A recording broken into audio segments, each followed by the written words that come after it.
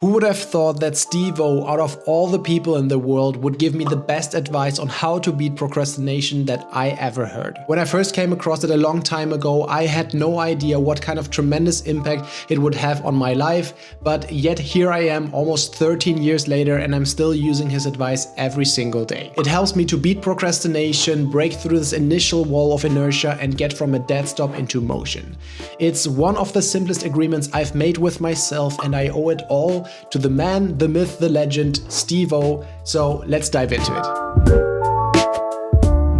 Picture this, I'm 17 years old, I'm watching the Jackass movies with my friends and I'm having a blast. Watching those guys pull off those insane stunts was peak entertainment back in 2013 because they always managed to walk this perfect line between I can't look away but I'm also terrified of what happens next. My friends and me are all sitting in a room binge watching those movies, having the time of our life, but then out of nowhere Steve-O would say something that quietly changed the course of my entire life without back then me even realizing it. Whenever I'm in this situation, it's just a weird thing because I know what it is and it's just the mental block.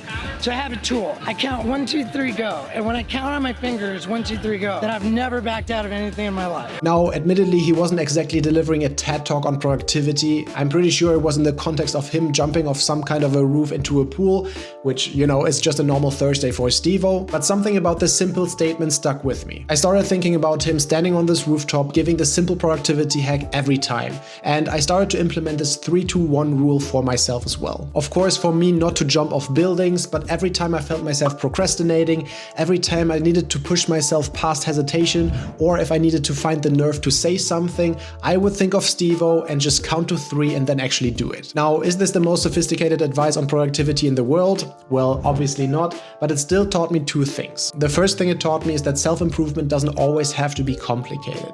It's not always about the fanciest tools, the best systems, the latest apps, or the hottest productivity hacks. It's all about just finding whatever sticks with you, no matter where you find the inspiration. Because sometimes you just connect with an idea, and when that happens, you just have to run with it. The second thing I learned is that no matter how simple your productivity hack is, you have to make it part of your identity. And this is exactly what James Clear writes about in his book Atomic Habit, because notice how Steve-O didn't say, I try not to back out of a 3-2-1. He says he never does and he never did. And that is a commitment, an agreement with himself that goes so much deeper than just introducing another rule into your life. The bottom line of this is that if you want a new habit or system to actually work, you have to keep it simple, make the agreement with yourself, and let it become who you are and not just something that you do. Maybe this video inspired you to try out this 3-2-1 rule for yourself. I mean, it's one of the most simple things that you can do to beat procrastination. Maybe you now realize that it's not always have to be something fancy or something complicated.